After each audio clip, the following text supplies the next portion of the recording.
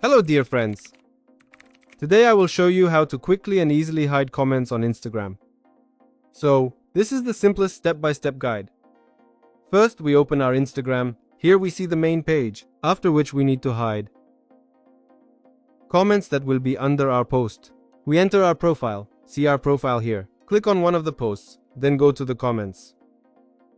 And here we see a comment written to us by a person. After that, we can click the hide button. We click the hide button, and the comment is hidden.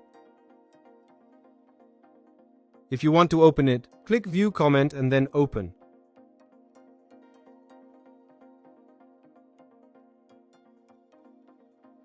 We open it, and the comment appears again. Let's conceal it, eliminate it, and as a result, we will possess this obscured comment. I wrote it myself. We have an open one, as you can see. Friends, subscribe to the channel. Don't forget to like and let us know in the comments if it helped. Here is my way. See you soon, friends.